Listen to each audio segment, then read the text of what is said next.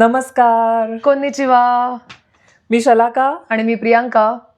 तुमच्यासाठी परत घेऊन आलोय मसाला अँड मच्छा. आणि आज आपण कशाबद्दल बोलणार आहोत? आज आपण बोलणार आहोत माझ्या जपानच्या आवडत्या गोष्टी आणि नावडत्या गोष्टी, म्हणजेच वाव्स अँड अँड इक्स.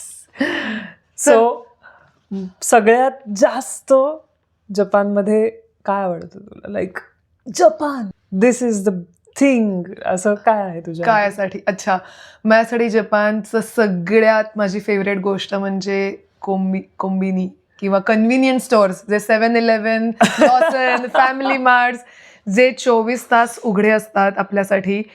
हा माझ्यासाठी अतिशय फेवरेट पार्ट आहे जपानचा. निशाचर प्राण्यांना अतिशय गरजेचं असं तू म्हणू शकतेस. पण जर तुला रात्री 2 वाजता दूध हवंय किंवा तुला 2 वाजता काहीतरी वही पेन काहीही हवंय, रात्री 2 वाजता तुला वाट बघायला लागणार नाही की अरे कधी दुकान उघडेल दुसऱ्या दिवशी आणि आपण कधी जाऊन ते आणू. त्याच्यासाठी कन्व्हिनियन्स स्टोअर म्हणजेच कोंबिनी हे अतिशय उपयुक्त गोष्ट आहे. म्हणजे दुसऱ्या दिवशी शाळेमध्ये तक्ता बनवून आणायचा आहे आणि मूल विसरलं तर पालक कुठे जातात. म्हणून मी तुला म्हणते की कन्व्हिनियन्स स्टोअर हा अतिशय फेवरेट पार्ट आहे माझा. सो कन्व्हिनियन्स स्टोअर हे खरंच कन्व्हिनियंट आहेत, कारण का बऱ्याचदा असं होतं की आजकाल तुमच्याकडे प्रिंटर्स नसतात घरी किंवा स्कॅनर्स नसतात आणि तुम्हाला काही गोष्टी प्रिंट करायच्या आहेत कुठे, कारण जपानमध्ये पेपरवर्क अजूनही खूप कधी कधी करायला लागतं. आणि अशा वेळी तुम्हाला तयारी करायला घरी नसलं तरी तुम्ही जवळच्या कन्व्हिनियन्स स्टोअरमध्ये जाऊन, म्हणजे साधारण आपल्या इंडियामध्ये आपण झेरॉक्सचं दुकान जसं जातो ना, आणि एक झेरॉक्सचं दुकान असतं कोपऱ्यावर जे की 10-11 वाजेपर्यंत बंद होऊन जातं. पण जर 10-11 नंतर तुम्हाला जर समजा आठवलं की अरे हे मला करायचं होतं प्रिंट, तर अशा वेळी 24 तास उघडं असलेलं एखादं दुकान असणं हे अतिशय लाईफ सेव्हर आहे. आणि रात्री तुम्हाला भूक लागली तरी सुद्धा तुम्हाला तिथे थोड्या प्रमाणात जेवणही मिळतं. तुम्ही फक्त गरम करायचं 10 सेकंदात आणि डबा घरी घेऊन यायचा किंवा अगदी तिथे बसूनही खाऊ शकता. पण मला सांग ना, कन्व्हिनियन्स स्टोअरमध्ये काय काय असतं? म्हणजे प्रिंटर झाला, जेवण झालं, अजून काय काय असतं? कन्व्हिनियन्स स्टोअरमध्ये ब्रेड, दूध, अंडी, थोड्या प्रमाणात भाजी, फळं, नंतर पाण्याच्या किंवा चहाच्या वेगवेगळ्या प्रकारच्या बॉटल्स असतात. त्याच्यानंतर पोस्टकार्ड मिळतात किंवा आपण म्हणू तसं पत्रासाठी जे आपल्याला तिकीट लावायला लागतं ते सुद्धा मिळतं. तुम्ही कुरिअर करू शकता, तुम्ही अमेझॉन रिटर्न करू शकता, तुम्ही झेरॉक्स आणि प्रिंटिंग म्हणलं तसं ते सगळं मिळतं. शिवाय सगळ्यात महत्वाची गोष्ट म्हणजे टॉयलेट्स असतात तिकडे. हो, एक्झॅक्टली. त्यामुळे रात्री अपरात्री जर तुम्ही कुठे ड्राईव्ह करत असाल आणि ड्राईव्ह करताना तुम्हाला जर टॉयलेट हवं असेल तर कन्व्हिनियन्स स्टोअरमध्ये तुम्ही जाऊन काहीही विकत न घेता सुद्धा टॉयलेट वापरू शकतात. आणि तेव्हा कोणीही तुम्हाला विचारत नाही की तुम्ही का वापरताय टॉयलेट किंवा तुम्हाला इथे खरेदी केलंच पाहिजे असा कुठलाही रूल इथे नाही.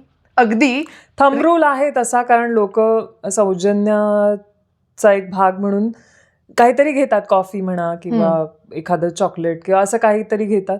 पण असं कधी कोणी अडवत नाही तुम्हाला की तुम्ही ह्या दुकानातनं खरेदी केली नाहीये तर तुम्ही वॉशरूम वापरू शकत नाही. आणि ही खरंच चांगली गोष्ट आहे.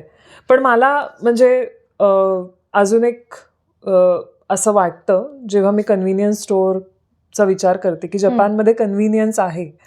तुम्हाला 24 तास काही लागलं तरी एक दुकान आहे जे तुमच्या चालण्याच्या अंतरावर आहे आणि तुम्ही जाऊन तिथून घेऊ शकता. भारतामध्ये जसं आपल्यासाठी कन्व्हिनियन्स थोडा वेगळा आहे. म्हणजे आपल्याला बऱ्याचदा होम डिलिव्हरी मिळते किराणा सामानाची. आजकाल तर ब्लिंकिट आणि झोमॅटो आणि जे जे काही आलं आहे आपल्याकडे, त्यामुळे कमीत कमी शहरांमध्ये तरी आपल्याला खूप गोष्टींची होम डिलिव्हरीची सवय झाली, ते पण कधीसुद्धा. त्यामुळे आपल्यासाठी पण कन्व्हिनियन्स आहे. पण आपल्याकडे ते शक्य का आहे? कारण का आपला लेबर चार्जेस जे असतात इंडियामध्ये किंवा जे असे गिग इकॉनॉमीमध्ये काम करणारी लोक असतात त्यांचे पगार किंवा त्यांचं रेम्युनरेशन खूप कमी असतं किंवा रिझनेबल असं, जेणेकरून आपल्यासारख्या एंड कस्टमरला ते परवडू शकतं. पण जपानमध्ये तसं नाही आहे. जपानमध्ये तुम्हाला घराची साफसफाई करायला कोणाची मदत वगैरे हवी असेल तर तुम्हाला बऱ्यापैकी पैसे खर्च करून ते करून घ्यायला लागेल, कारण इथे त्यामुळे घरी कोणी हाऊस हेल्प असणं हे साधारण ऐकिवातच नसतं.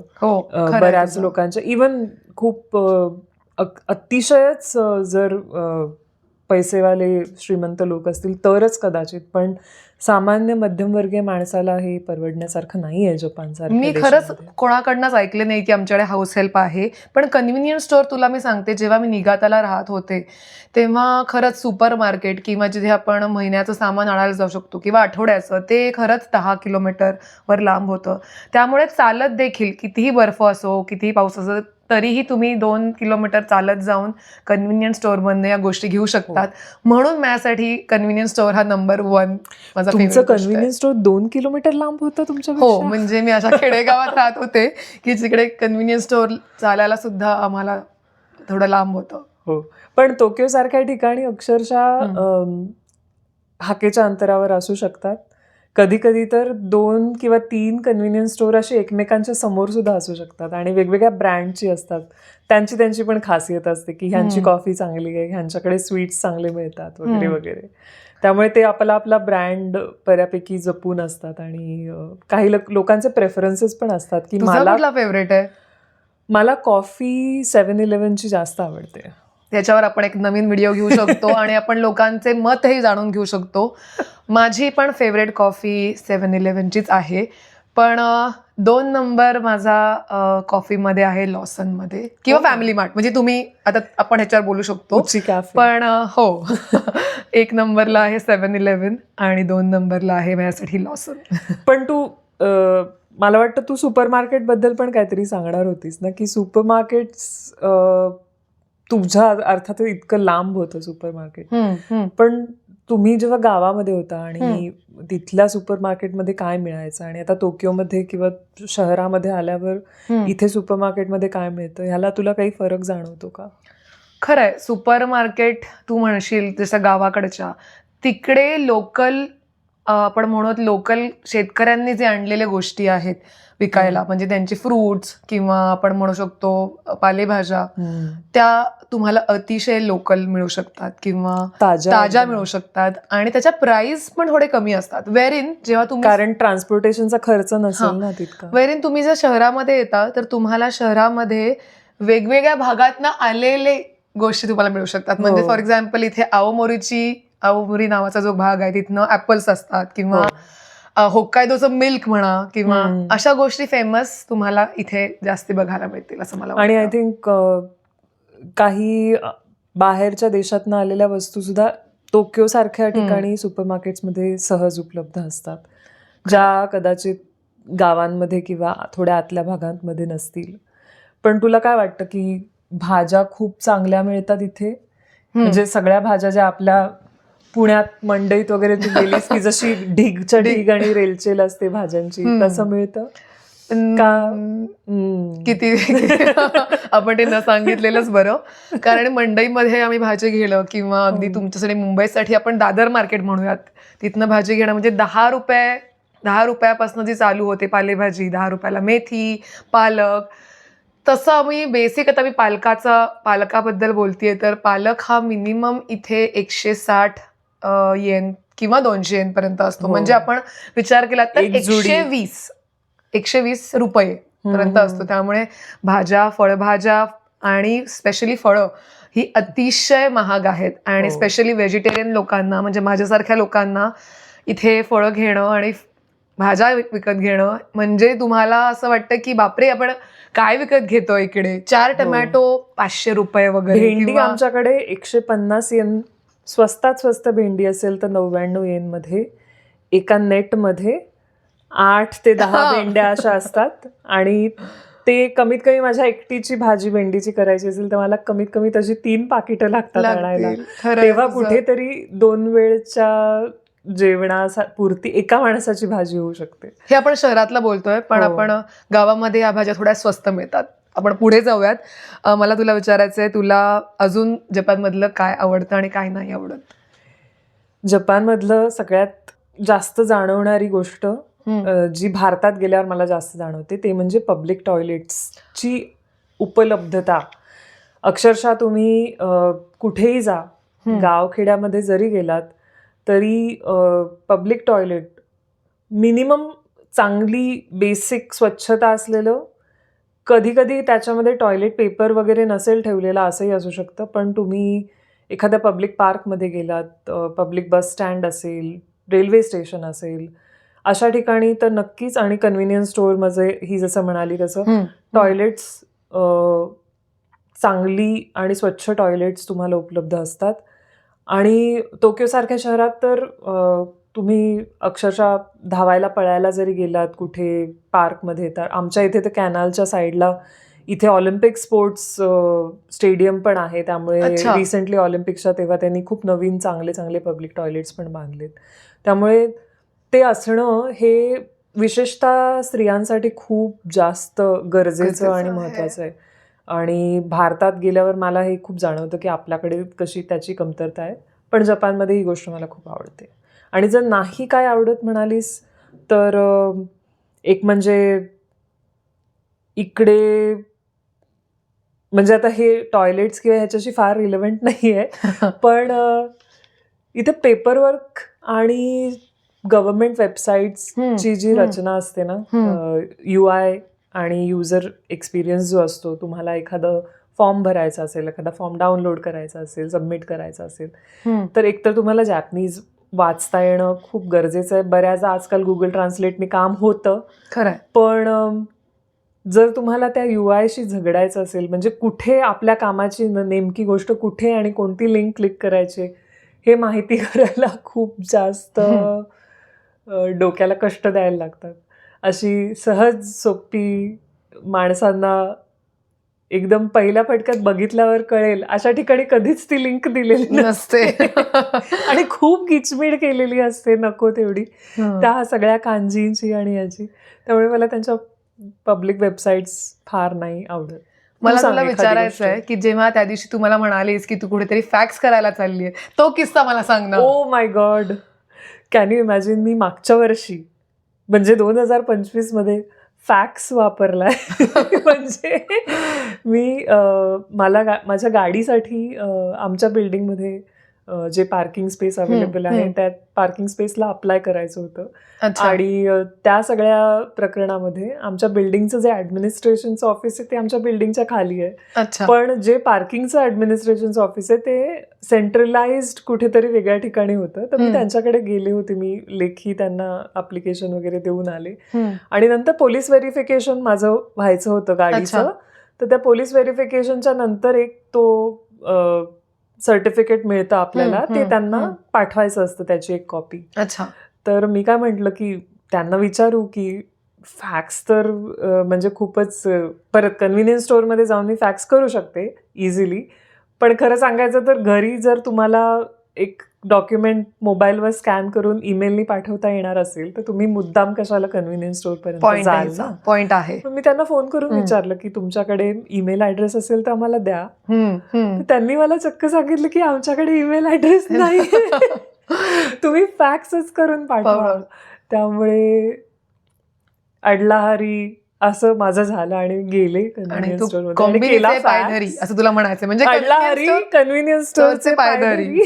बरोबर आहे, खरंय तुझं. म्हणजे तू म्हणतेस की तुझ्याकडे कार आहे तर तू असं वापरू शकतेस, म्हणजे तू पार्किंग घेऊ शकतेस रेंटवर, किंवा तुम्हाला असं करायला लागतं. पण आपण रोज तर कार वापरत नाही. तर मला असं वाटतं की तुला ट्रेन किती कन्व्हिनियंट वाटतात, किंवा इथलं पब्लिक ट्रान्सपोर्ट किती छान आहेत ह्याच्याबद्दल पण मला सांगायला आवडेल लोकांना. म्हणजे माझ्याकडे कार असून सुद्धा मी कार फक्त विकेंड्सना काढते बऱ्याचदा, कारण का ऑफिसला जाण्यासाठी मी पब्लिक ट्रान्सपोर्टच वापरते, ट्रेन वापरते किंवा रेंटल बायसिकल्स वापरते, बस वापरते. आणि हे खूप इझिली ॲक्सेसिबल आहेत, कारण घरापासून कमीत कमी 7-8 मिनिटं जर तुम्ही चालत गेलात तर ट्रेनचं स्टेशन आहे, खाली बिल्डिंगच्या लगेच खाली बस स्टॉप आहे, तिकडनं बसेस मला अजून जवळच्या ट्रेन स्टेशनपर्यंत पोचवू शकतात. त्याच्यानंतर सायकल स्टेशनवरनं QR कोड रीड करून घेतली, ऑफिसच्या जवळच्या ड्रॉप स्पॉटला टाकली तर मला तेवढं काय 165 yen त्याचं भाडं पडतं आणि ते खूपच कन्व्हिनियंट आहे. वेरॅज जर मी कारनी गेले तर मला कारच्या पेट्रोलचा तर खर्च आहेच, पण पार्किंगसाठी दिवसाचे कमीत कमी 2,000 पर्यंत खर्च करायलाच लागतील.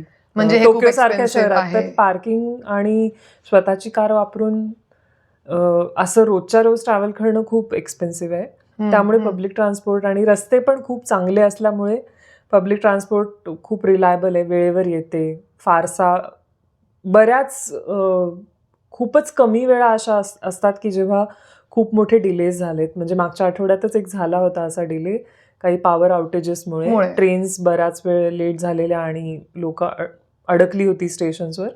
पण हे असं 6-7 वर्षातनं एकदा वगैरे घडणारी ही घटना आहे. त्यामुळे खूपच रिलायबल आहे सगळं. मला अजून एक गोष्ट सांगावीशी वाटते. जेव्हा आपण ट्रेनमध्ये रोज प्रवास करतो तेव्हा सकाळी संध्याकाळी सोमवार ते शुक्रवार किंवा सोमवार ते शनिवार मी असं म्हणते स्पेशली जेव्हा लोक कामाला जातात तेव्हा आतमध्ये पिन ड्रॉप सायलेन्स असतो. कोणी कोणाशी बोलत नसतं. ते त्यांचं पुस्तक वाचत असतात, मोबाईल बघत असतात किंवा हो. गेम खेळत असतात. मी कधी कधी झोपते कारण की माझा रोजचा प्रवास 40 मिनिटाचा, त्यामुळे माझी सकाळची पॉवर नॅप होते किंवा माझं हो. मेडिटेशन होतं तेव्हा असं म्हणता येईल. पण ट्रेन्स किंवा बसेस एवढ्या शांत असतात, कोणी फोनवर बोलत नसतं, कोणाचंही हो. काही आपल्याला ऐकायला लागत नाही. तुम्ही गाणी ऐका किंवा फोनमध्ये काहीतरी वाचा किंवा पॉडकास्ट ऐका, असं करत मी रोज ट्रेनमध्ये प्रवास करते. पण वेअर इन एखाद्या वेळेस विकेंडला किंवा शनिवारची रात्र जेव्हा सगळे लोक आपल्या मित्रमैत्रिणींबरोबर बाहेर फिरायला जातात किंवा आपण पार्टी मोडमध्ये असतो, तेव्हा मात्र लोक गप्पा मारताना मला दिसतात. पण मोस्टली सगळे पब्लिक ट्रान्सपोर्ट किंवा पब्लिक प्लेसेस ह्या खरंच खूप क्वाईट आहेत, खूप शांत आहेत आणि right. शांत आहेत. लोक मोठ्या आवाजात बोलत नाहीत. हे मला इथलं अजून एक चांगली गोष्ट वाटते. हो. आपल्या शेजारच्यांना त्रास तर होणार नाही ना वगैरे, हे खूप सारखं ध्यानात ठेवूनच जास्तीत जास्त लोक वावरतात. काही लोक असे आहेत की जे त्यांना काही त्याचा विचार नसतो, पण 99% लोक अशी वागतात की जेणेकरून शेजारच्याला त्रास होऊ नये कोणत्याही प्रकारचा. आणि अजून एक खूप चांगली गोष्ट जी मला खूप आवडते ते म्हणजे वेदर जपानचा. कारण का इथे 4 ऋतू अगदी स्पष्ट कळून येतात. म्हणजे आपल्याकडे भारतामध्ये आपण 3 ऋतू म्हणतो मुख्य, तसे जपानचे 4 ऋतू आहेत. एक म्हणजे हारू म्हणजे वसंत, स्प्रिंग, नात्सू विच इज समर म्हणजे अतिशय उन्हाळा, आपल्या मुंबईसारखा उन्हाळा असतो इकडे, जो मला अजिबात आवडत नाही. आणि आकी म्हणजे आपण हिंदीमध्ये ज्याला पतझड म्हणतो किंवा मराठीमध्ये ज्याला शिशिर ऋतू म्हणतो तो, आणि नंतर मग हिवाळा म्हणजे आपला थंडीचा प्रॉपर जो सीझन आहे किंवा जिथे बर्फ पडतं तसा हिवाळा इथे आहे जपानमध्ये.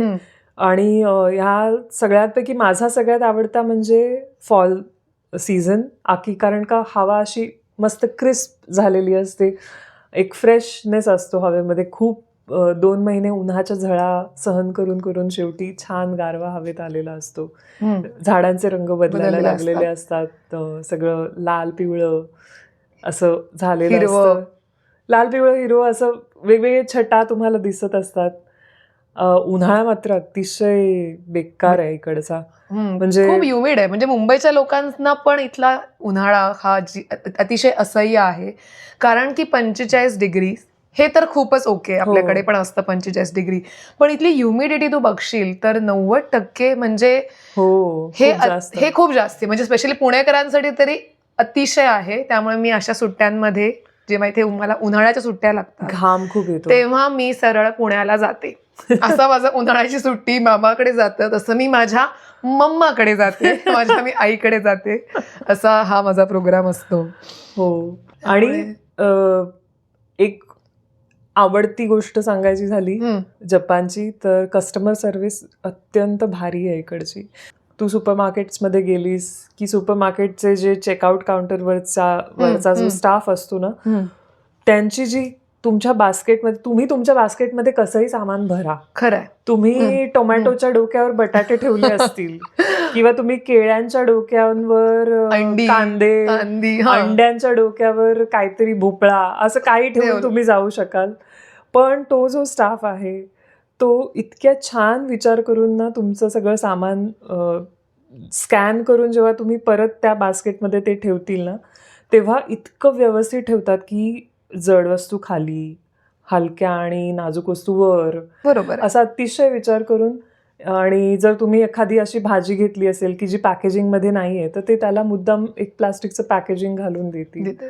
खूप छान. तुम्हाला एखादी वस्तू सापडत नसेल आयलमध्ये आणि तुम्ही एखाद्या स्टाफला विचारलं की अरे ते अमका सॉस कुठे ठेवलाय, आणि तुम्हाला तो असं नाही सांगणार की वो उधर का काउंटर का बाजू का आयल है ना, उधर जाके देखो वही रखा है. तो तिथपर्यंत तुम्हाला सोडायला येईल, स्वतःच्या हातातलं काम बाजूला ठेवून, की हा बघा इकडे सॉसचा आयल आहे, इथे तुम्हाला मिळेल. म्हणजे अशा खूप हाय एक्सपेक्टेशन कस्टमर सर्व्हिसकडनं ठेवायची सवय लागली ना, की भारतात आल्यानंतर खूप जीवाला त्रास होतो. मला अजून एक किस्सा सांगायचा कस्टमर सर्व्हिस बद्दल. आत्ताच अगदीच 2 दिवसापूर्वी मी माझं इलेक्ट्रिसिटीचं बिल भरायला गेले होते. म्हणजे ऍक्च्युली मी हे बँकमध्ये डायरेक्ट करू शकते, पण मी विचार केला की नाही, मला कळायला पाहिजे किती बिल येत आहे, म्हणून मग मी ते जाऊन आपल्या कन्व्हिनियन्स स्टोअरमध्ये जाऊन भरते. तेव्हा माझं वॉलेट, मी खालती एक काउंटर असतं तिथे मी ते विसरले. मी 2 दिवस माझ्या लक्षात येत नव्हतं की माझं वॉलेट कुठे आहे. आणि मग जेव्हा मी दुसऱ्या दिवशी म्हणलं अरे माझं वॉलेट कुठे आहे, तेव्हा माझ्या लक्षात आलं की मी कदाचित तिथे विसरली आहे.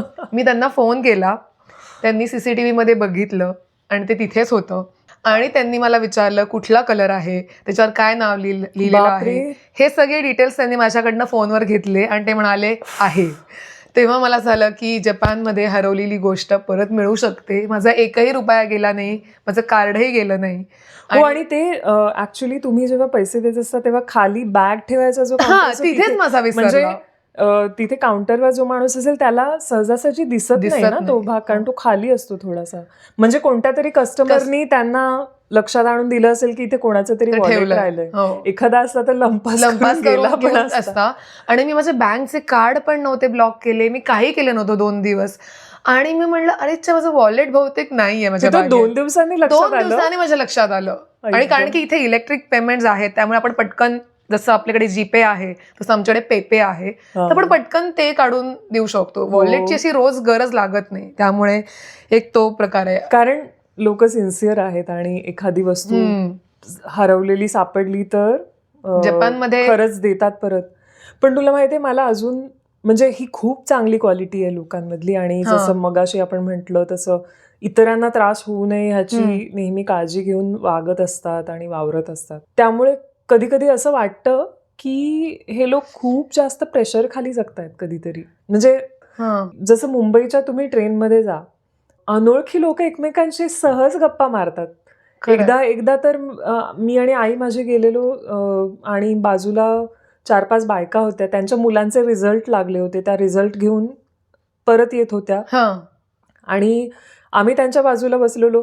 त्या कौतुकाने त्यांच्या मुलांचे रिझल्ट आम्हाला सुद्धा दाखवत होत्या की बघा माझ्या मुलाला 90% मिळाले. आणि इतकं छान वाटलं ना मला की इतकी सहजता असते आपल्याकडे बोलण्यामध्ये, आणि आपल्याला ती एक भिंत असते ना न दिसणारी, ती नसते किंवा थोडी कमी उंचीची असते आपल्याकडे. तसं जपानमध्ये तेवढा सहजपणा अनोळखी माणसाशी बोलण्यामध्ये नसतो कोणाला. अगदी म्हातारी जनरेशन जर असेल ना तर ते थोडेसे आय थिंक अनुभवांमधून शिकून जरा मोकळे ढाकळे झालेले असतात काही वेळेला. पण काही वेळेला असं होतं की तेही बिचारे थोडेसे एकटे पडतात, किंवा बऱ्याचदा हाही इश्यू आहे कारण का इथे वृद्ध लोकांची पॉप्युलेशन खूप जास्त आहे. आणि बऱ्याचदा टोकियो सारख्या शहरांमध्ये असं होतं ना की जिथे तुम्हाला शेजारी तुमच्या कोण राहतंय याचा चेहरा सुद्धा तुम्ही महिने बघितलेला नसतो. तर अशा वेळी असंही होऊ शकतं की एखादी व्यक्ती, काही त्यांना आजार झाला असेल किंवा अनफॉर्च्युनेटली जर ते दगावले, तर बऱ्याचदा त्यांच्या नातेवाईकांना आणि शेजाऱ्यांना कळेपर्यंत खूप बरेच दिवस गेलेले असतात. अशा वेळी ह्याला जॅपनीजमध्ये कोदोकुशी नावाचा शब्द आहे, म्हणजे एकाकी मृत्यू. याचं प्रमाण खूप जास्त झालेलं आहे जपानमध्ये. त्याच्यासाठी मला असं वाटतं की इन जनरलच लोकांनी थोडंसं मोकळं ढाकळं होऊन आपल्या आजूबाजूच्या लोकांशी बोलणं चालणं वाढवावं, आणि अगदीच शांतता आणि हाताची घडी तोंडावर बोट असं आयुष्य न जगता जरा सोशलाइज व्हावं, असं मला जपानमध्ये जॅपनीज लोकांबद्दल विशेषतः खूप वाटतं. खरं. त्यामुळे बऱ्याचदा बाहेरच्या देशातनं इथे राहायला येणाऱ्या लोकांना सुद्धा असं वाटतं की ते एकटे पडलेत जपानमध्ये येऊन, कारण जॅपनीज लोकांची मैत्री वाढवणं अवघड आहे, थोडंसं थोडं अवघड अवघड आहे. मला पटतंय तुझं म्हणणं. मला पण हा अनुभव खूप येतो जेव्हा आपण त्यांना अतिशय सहजपणे म्हणतो की या ना तुम्ही आमच्या घरी, पण एखाद्या जपानी माणसाने जर तुम्हाला घरी बोलवलं म्हणजे तुम्ही त्याच्यासाठी खूप महत्वाचे हो आहात.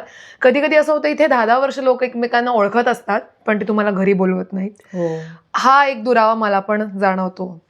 हो खरंय. त्यामुळे पण नशिबाने मला काही असे अगदी मोजके पण काही जॅपनीज मित्रमैत्रिणी आहेत की जे स्वतःला माझ्या घरी इन्व्हाइट करून घेतात की चला तू हे मला शिकव बनवायला, असं मला पण तू मला अमकं बनवायला शिकवशील का, किंवा मला हे तुझ्या हातचं खायचंय तर तू बनवशील का, मी तुझ्याकडे येईन, पार्टी करूया आपण असं.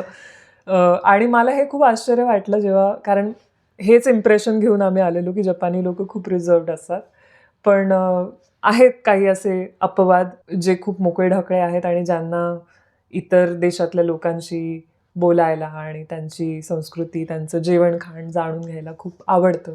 आणि टोकियोमध्ये कमी, पण टोकियोच्या बाहेर निगातासारख्या ठिकाणी वगैरे खूप लोक असे भेटले जे अतिशय आगळपगळ आहेत. म्हणजे दाखवायचं एक आणि आत मनात एक असं नाही. ते अतिशय सिन्सिअरली तुमच्याशी बोलतात आणि इंटरॅक्ट होतात, असेही लोक आहेत. मला असं वाटतं हा जनरेशनचा गॅप आहे, जसं तू म्हणतेस. टोकियो आणि बाकी अदर दॅन टोकियोचे जे सबर्ब्स आहेत तिथे हा फरक नक्की जाणू शकतो. आम्हाला तुम्हाला असं विचारायचं आहे की जेव्हा तुम्ही तुमच्या दुसऱ्या एका कंट्रीमध्ये आहात, भारत सोडून तुम्ही बाहेर राहत असाल, तर तुम्हाला असे कुठले फरक जाणवतात? तुम्हाला कुठल्या गोष्टी आवडतात, कुठल्या गोष्टी नाही आवडत, ते तुम्ही आम्हाला कमेंटमध्ये लिहू शकता. कदाचित तुम्ही जपानमध्ये राहत असाल तरी तुम्ही आम्हाला सांगू शकता की ह्याच्या पलीकडे सुद्धा तुम्हाला आवडलेल्या गोष्टी आणि न आवडलेल्या गोष्टी. माझ्या एका मैत्रिणीने एक व्हिडिओ टाकला, बनवलाय, म्हणजे तिला घरी 40 अंडी आणि बहुतेक काहीतरी संत्री वगैरे तिला गव्हर्नमेंट देतं.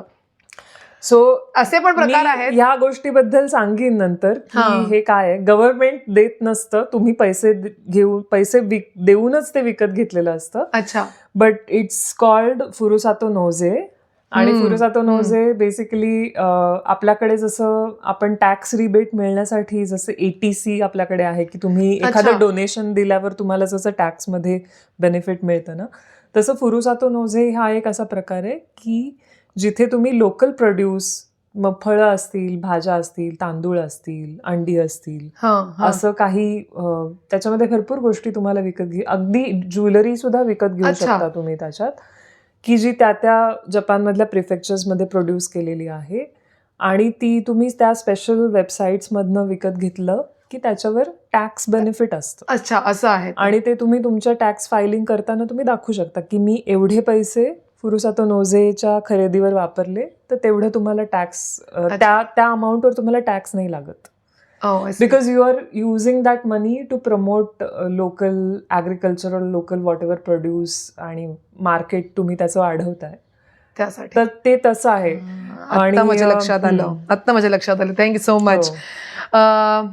तर मग आपण पुढच्या वेळेस काय घेऊन येणार आहोत आपण ते लवकरच तुम्हाला कळूयात. हो, आणि तुमचे जपानमधले बरे वाईट अनुभव आम्हाला सांगायला विसरू नका. आणि लाईक, सबस्क्राईब आणि शेअर करा. आणि परत भेटूया मसाला आणि मच्छच्या पुढच्या भागामध्ये. सायोनारा.